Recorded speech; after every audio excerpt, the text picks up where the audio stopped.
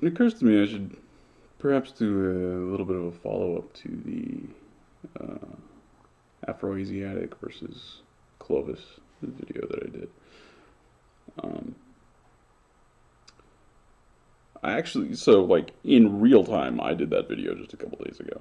Um, but as this video comes out, it was several months ago. So, yeah, you know how the world works. You can go back and look.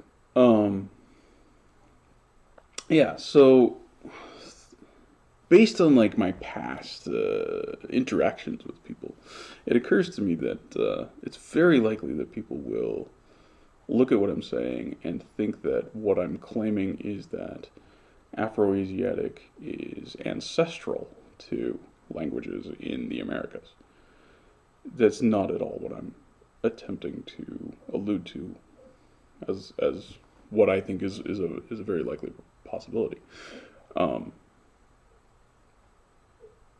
Instead, I think it's much more likely that some of this vocabulary that's shared um, probably spread from most likely an area around Altai, like around Tibet, what's modern day Tibet, something like that, that kind of region, and kind of radiated for various reasons. It should be just kind of natural population spreads or in industrial interactions, trade, something like that. It could be all sorts of different reasons, but I think most likely, at least a large percentage of that vocabulary, looking at how the phonological shifts occurred, that region looks like a fairly likely sort of like source point for this radiation of this vocabulary. And I don't think that's where Afroasiatic comes from regionally. More likely than not, it's probably Northern Africa. Just because the majority of Afroasiatic languages, the highest diversity of Afroasiatic is in Northern Africa. So that's probably where Afroasiatic as a like a language group, as a language family, whatever, um, basically cemented itself and radiated and secured itself in human history. So probably you have an influx of vocabulary under my assumptions here, um, an influx of vocabulary westward from Altai into Africa, and at roughly a similar time scale, roughly a similar time, you have that vocabulary radiating east to, China and Mongolia, and ultimately, assuming there was a land bridge across Beringia and into North America. And now, notably, we know that there are already populations in the Americas. There are already human populations there, so there would already be languages there. So, I actually strongly suspect that a significant uh, amount of the what is showing up in documented or extant, because they're not all extant, Native American languages is somewhere or other attached to this older heritage. So you get, in the Americas, you're kind of getting this blend of influence from Eurasia along with the Clovis culture and whatever was already there. So a lot of the diversity issues, a lot of the uh, what makes Native American languages look really complicated and crazy and like, could it be this related to Turkish in some way, or could this be related to Japanese in some way? We're like, yeah, if you're only looking at vocabulary, which is classically kind of the way that it's done, a little more is looked at. but vocabulary is a huge thing, then you're going to come to conclusions that there's, yeah, Navajo has things that look like Japanese and Turkish and Finnish and whatever. So maybe there was this giant language family. The problem is all the rest of it doesn't look anything like it.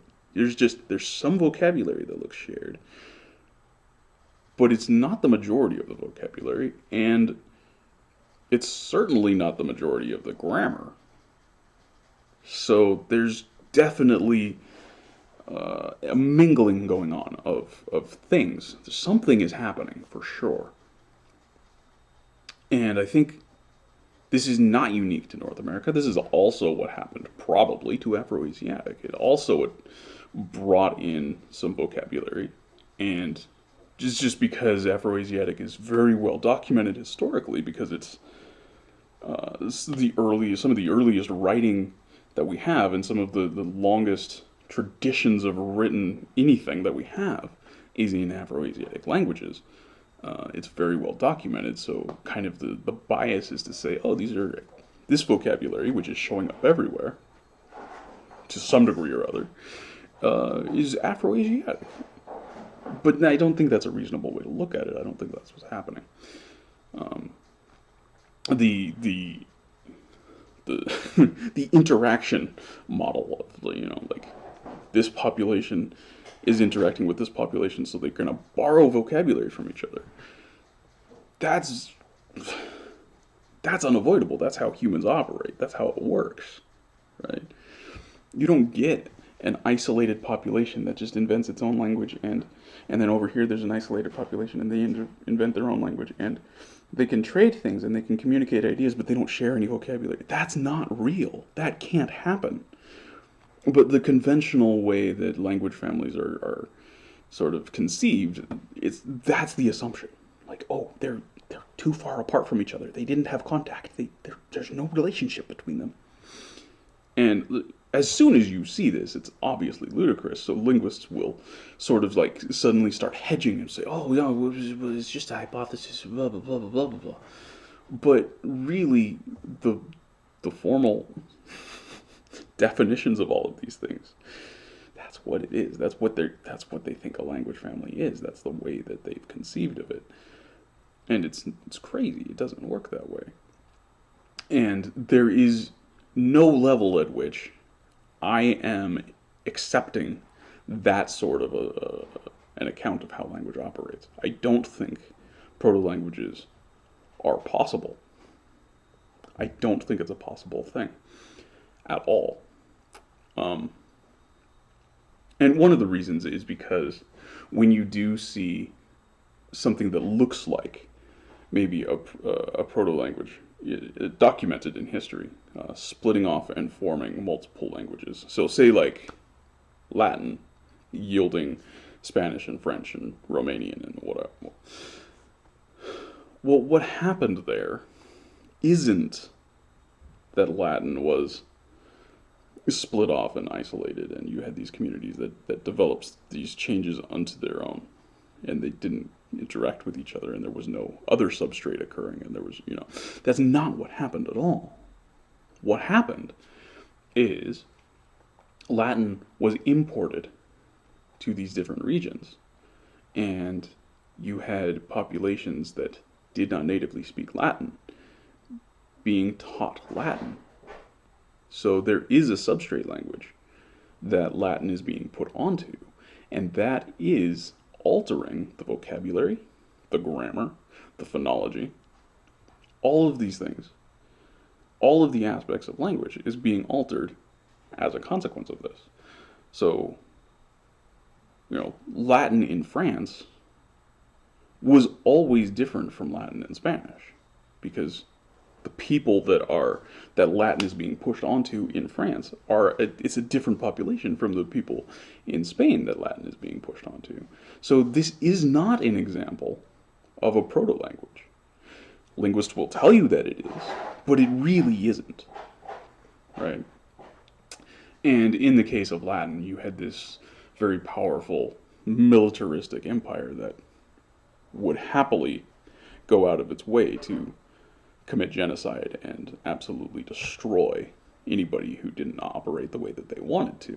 So of course, these the way that this spreads is you're going to get things that look very, very, very close to Latin. And a lot of that other substrate that influenced it is going to pretty much disappear.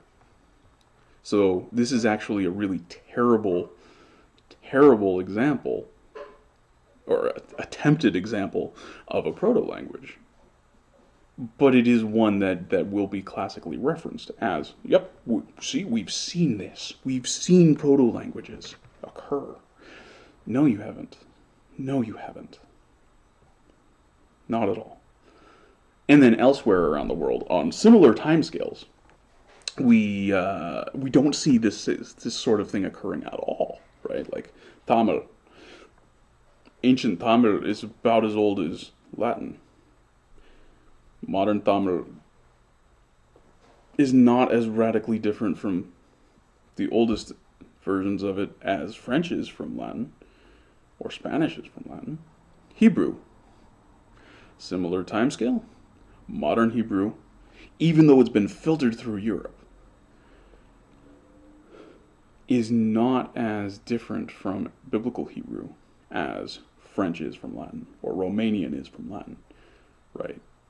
So this is an actual continuous language with a continuous written history. And yes, changes occurred, but it's not as profound. And we have multiple examples of this. And nowhere is there an example of a proto-language over the past 4,000 years of written history. It doesn't exist. There is no example of it. So I don't think this is how languages change. I don't think you get proto-languages and that they radiate. I don't think that's what happens at all. So I wanted to make that clear, that I don't think that whatever begat Afroasiatic, that family, I don't think that was like a gigantic language family or one proto-language that spread all over the goddamn place. I don't think that's what happened at all. I think it's much more useful terms, particularly useful terms at this time, are being shared. Probably sort of like new ways of living, like vocabulary related to new ways of living. So ways of building houses, ways of structuring a community, things like this. Ways of traveling, ways of I guess like building a city. It's these sorts of vocabulary terms that are the ones which spread.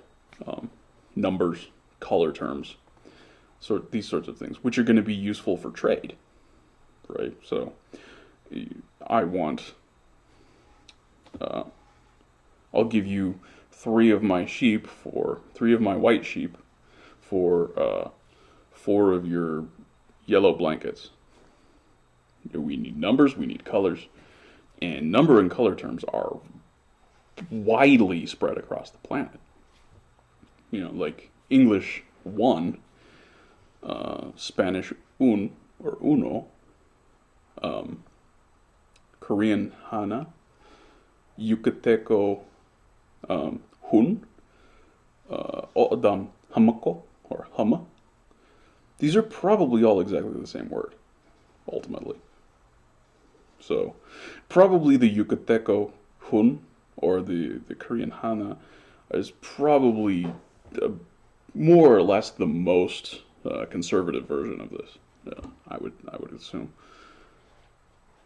But like we've just spanned 3/4 of the way around the planet with those examples in the northern hemisphere. So yeah, and when you look for it, you'll find it in lots of other places. And there's like competing terms for one, right? So like Japanese has ich, and Finnish has Ixi. I feel like those are fairly likely the same term. And you see this, some things that look like this also spanning the globe. So I think there's things happening that are much deeper and older and more stable than language families, than proto languages, and this just it's fundamentally speaks to the way humans operate. Um, yeah, I don't know.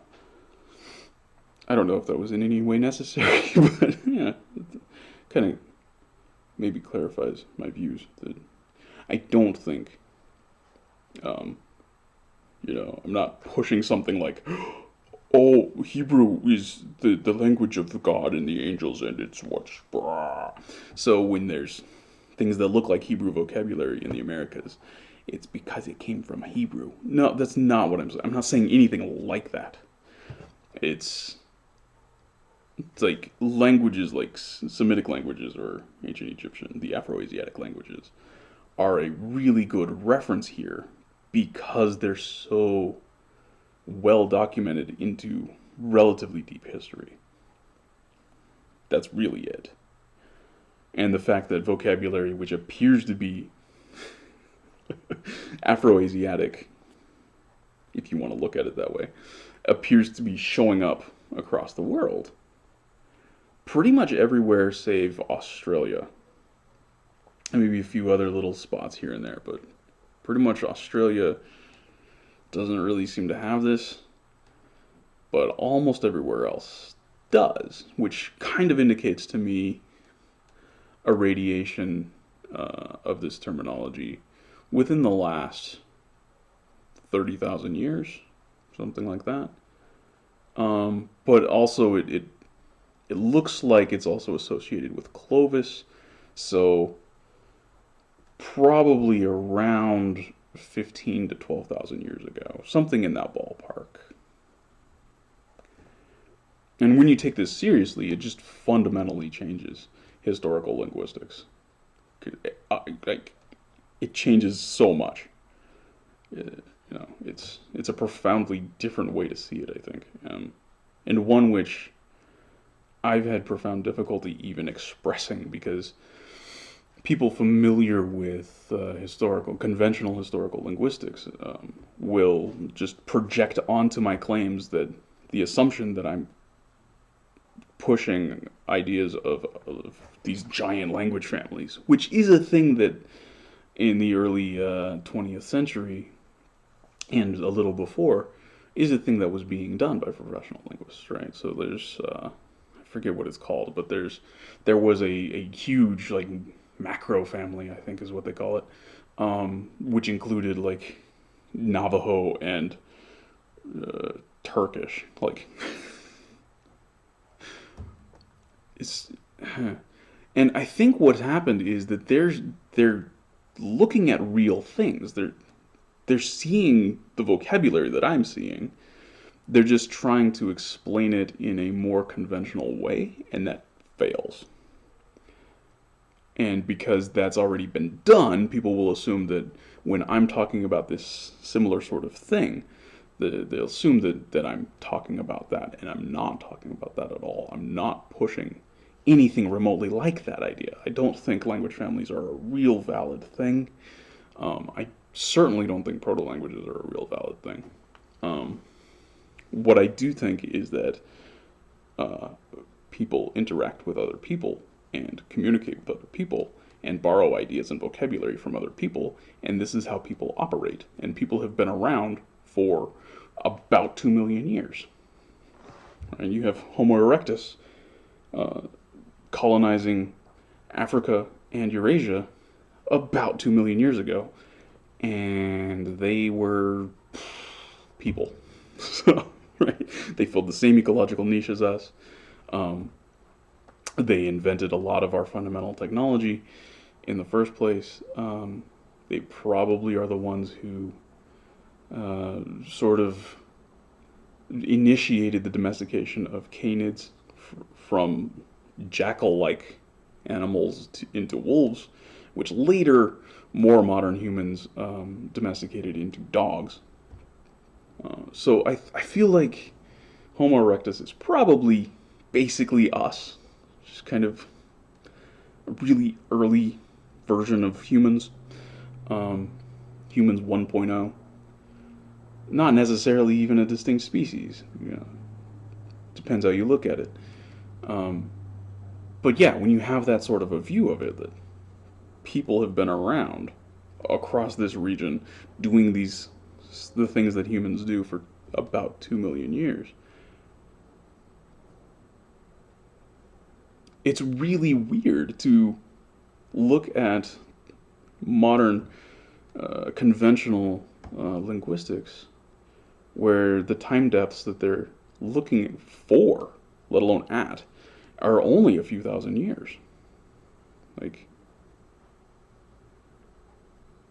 there should be a much deeper history, and it should be much more homogeneous. It should, like, we've pretty much established our ecological niche in the world, and for right about 2 million years, we were probably sitting in that niche very comfortably, very stably.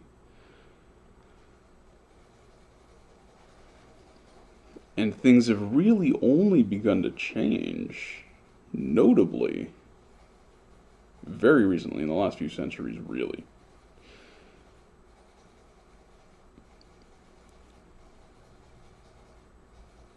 So you shouldn't expect, like, the way things operate now, where languages borrow huge volumes of vocabulary, right? Like, Japanese has a lot of English words in it, but it's not descended from English, right? And the linguist would say, "Oh, of course not, because they have the history of Japanese. They have, right? They can look at it and say, "Oh, no, this is what it was before, and it's clearly."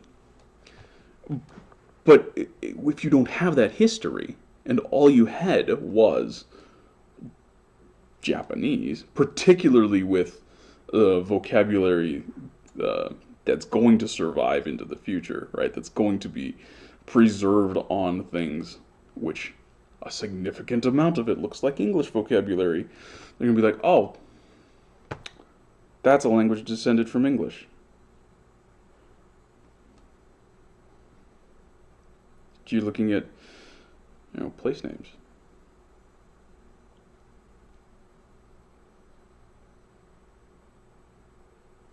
There's some place names in Japan that are English words.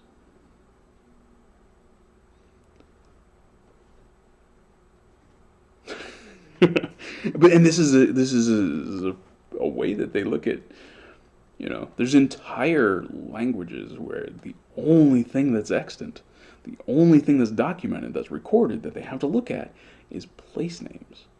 And they will declare confidently that, oh, that's an Indo-European language. Is it? You don't actually know anything.